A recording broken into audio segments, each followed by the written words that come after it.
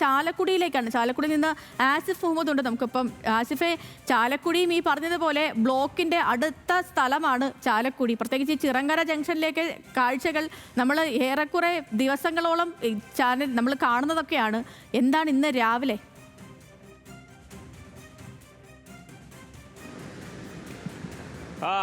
തീർച്ചയായും, അതായത് ചാലക്കുടി അല്ലേ നമ്മുടെ ഈ ദേശീയപാത, ഇടപ്പള്ളി കുതിരാൻ ദേശീയപാതയിൽ പലയിടത്തും നമുക്കത് ഈ കാണുന്ന പോലുള്ള ജോലികൾ നടക്കുന്നുണ്ട്. നമുക്കറിയാം പലയിടത്തും ഓവർ ബ്രിഡ്ജിൻ്റെ പണി നടന്നുകൊണ്ടിരിക്കുകയാണ്. പക്ഷേ ഈ രണ്ട് സൈഡിൽ കൂടെ വേണം വാഹനങ്ങൾ പോകാനുള്ളത്. ആ സമയത്താണ് വലിയ ഗതാഗതക്കുരുക്ക് ഈ പ്രദേശത്ത് ഉണ്ടായിക്കൊണ്ടിരിക്കുന്നത്. പ്രധാനമായും നമുക്ക് ദൃശ്യങ്ങളിൽ കാണാൻ കഴിയുന്നത് പോലെ ഇതുണ്ടോ, വാഹനങ്ങളൊക്കെ വന്ന് കെട്ടിക്കിടത്തുകൊണ്ടിരിക്കുകയാണ്. ചേട്ടാ, ഈ വഴിയുള്ള യാത്ര വലിയ ദുരിതമായി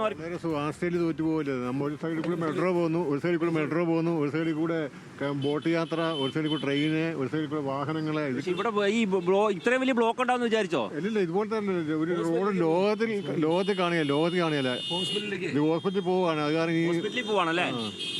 ഏത് ഹോസ്പിറ്റലിലേക്ക്? എറണാകുളത്തേക്ക്? രാജഗിരി. അത്രയ്ക്ക് വലിയ ബ്ലോക്കാണ്. എന്തായാലും ആളുകൾ പറയുന്ന ആ ചേട്ടന് ഹോസ്പിറ്റലിൽ പോവുകയാണ്. എവിടുന്നാ വരുന്നേ? പാലക്കാട് നിന്ന് വരികയാണ്. അവിടെ ഒന്നും ഇത്രയും വലിയ ബ്ലോക്ക് ഇല്ലല്ലോ. അവിടെ ഉണ്ട്, കുറവൊന്നുമില്ല. ഇച്ചിരി മെച്ചപ്പെടുത്ത തന്നെയാണ്. തീർച്ചയായിട്ടും അങ്ങനെ ആളുകൾ അവരുടെ ദുരിതം പറയുന്നത്, അതായത് ഹോസ്പിറ്റലിലേക്കും മറ്റും വരുന്ന ആളുകളാണ്. സേതുലക്ഷ്മി, നമുക്ക് ആ ആകാശ ദൃശ്യങ്ങൾ അവിടെ വരുന്നുണ്ട് എന്നാണ് ഞാൻ വിചാരിക്കുന്നത്. ആകാശ ദൃശ്യങ്ങൾ കണ്ടാൽ മനസ്സിലാകും എത്ര ദൂരമാണ് വാഹനങ്ങൾ കെട്ടിക്കിടക്കുന്നത് എന്നുള്ളത്. അത്ര ദൂരത്തോളം വാഹനങ്ങൾ കെട്ടിക്കിടക്കുകയാണ്. ഈ ഇടവഴിയിലേക്ക് വാഹനങ്ങൾ കയറി വരുന്ന ഓരോ പ്രദേശത്തും മണിക്കൂറുകൾ തങ്ങി വേണം ആളുകൾക്ക് പോകാനുള്ളത്.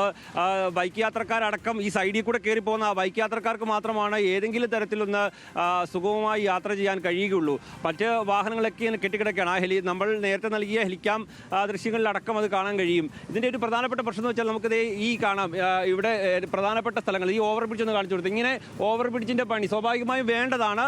ഈ റോഡിലെ ഗതാഗത തടസ്സം പൂർണ്ണമായും ഇല്ലാതാക്കാൻ വേണ്ടിയാണ് ഈ മറ്റ് അടിപ്പാതകൾ നിർമ്മാണം നടക്കുന്നത്. ഈ അടിപ്പാതകളുടെ നിർമ്മാണം നടക്കുമ്പോഴുള്ള ഒരു കാര്യം എന്ന് പറയുമ്പോൾ രണ്ട് സൈഡിലുമുള്ള റോഡുകളുണ്ടല്ലോ, ആ റോഡുകൾ ഇടുങ്ങിയ റോഡുകളാണ്. അവിടെ ഒന്ന് സുഗമമായി യാത്ര ചെയ്യാൻ കഴിയുന്ന ഒരു സാഹചര്യം ഉണ്ടാക്കിയാൽ തന്നെ നമുക്ക് ആളുകൾക്ക് വലിയ പ്രയാസമില്ലാതെ പോകാൻ കഴിയുമുണ്ടോ. ഇപ്പോൾ തന്നെ അവിടെ നിന്ന് വാഹനങ്ങൾ കടന്നിങ്ങോട്ട് വരുന്ന ആ ഒരു സമയത്താണ് ഈ ബൈക്കുകൾ ഒരുമിച്ച് വരുന്നത് നമുക്ക് കാണാൻ കഴിയുന്നത്. ഈ ഓട്ടോക്കാരോട് വേണേൽ നമുക്കൊന്ന് ചോദിച്ചു നോക്കാം. ഓട്ടോക്കാരൊക്കെ വലിയ ദുരിതം അനുഭവിക്കുന്ന ആളുകളാണ്. നമുക്ക് ആ ഓട്ടോ ചേട്ടനോട് ചോദിച്ചു നോക്കാം, കാരണം അവരൊക്കെയാണ് ഇതിൻ്റെ ഒരു സ്ഥിരം ഇരകളെന്ന് പറയുന്നത്. ചേട്ടാ, കുറച്ച് വഴിയുള്ള അതിലും കിടക്കുന്ന സ്ലാബുകളൊക്കെ പൊട്ടിയിരിക്കുക. എപ്പോൾ വേണമെങ്കിലും ആൾക്കാർ താഴത്തേക്ക് വീഴാം. അങ്ങനെയാണ് ഇപ്പോഴത്തെ അവസ്ഥ. ഈ വണ്ടി ഓടിച്ച് നിങ്ങൾക്ക് ഈ വണ്ടിയുടെ പണിയെടുക്കാനുള്ള പൈസ കിട്ടും? വണ്ടിയുടെ പണിയുണ്ട്, തണ്ടലിന് പണിയുണ്ട്, നല്ല പണിയുണ്ട്. എപ്പോഴും ആശുപത്രിയിൽ കയറാൻ നേരമുള്ളൂ. അങ്ങോട്ടൊന്ന് കാണിച്ചാൽ നമുക്ക് മനസ്സിലാക്കും കേട്ടോ. ഈ ആ ഒരു പ്രദേശങ്ങളിലും ഇങ്ങനെ വാഹനങ്ങൾ ഇങ്ങനെ കയറി പോകുന്ന പ്രദേശങ്ങളെല്ലാം ഈ സ്ലാബുകൾ, ഇവിടെ ആളുകൾക്ക് നടന്നു പോകാൻ വലിയ റിസ്ക് ആണ് കേട്ടോ. ഞാനിപ്പോൾ നിൽക്കുന്ന ഈ ഒരു പ്രദേശത്തൂടെയാണ് ആളുകൾക്ക് നടന്നു പോകാൻ. രണ്ട് വണ്ടി ഒരുമിച്ച് വരാനുള്ളൊരു സ്ഥലമില്ല. ഇവിടെ നിന്ന് ഇങ്ങനെ പയ്യെ സ്ലോ മൂവായാണ് വാഹനങ്ങൾ പൊക്കോണ്ടായിരിക്കുന്നത്. ഇതിൽ ഏറ്റവും പ്രധാനപ്പെട്ട പ്രശ്നം അനുഭവിക്കുന്നത് തൃശ്ശൂരിൽ നിന്ന് എറണാകുളത്തേക്ക് പോകുന്ന വഴിയിലുള്ള ആളുകൾ വലിയ ദുരിതം അനുഭവിക്കുന്നു. ഈ കുറച്ച് മുമ്പ് ഇതിനേക്കാളിലും വലിയ തിരക്കായിരുന്നു കേട്ടോ. കാരണം ഇപ്പോൾ ആ ഓഫീസ് സമയത്ത് എത്താൻ വേണ്ടി ആളുകൾ ഇപ്പോൾ നേരത്തെ ഇറങ്ങി തുടങ്ങി എന്നുള്ളതാണ് ഏറ്റവും പ്രധാനപ്പെട്ടത്. കുറച്ച് മുമ്പ് വരാം, പക്ഷെ അതിന് മുൻപ് നമുക്ക് ആ ആകാശ ദൃശ്യങ്ങൾ പ്രേക്ഷകരിലേക്ക് ഒന്ന് എത്തിക്കാം.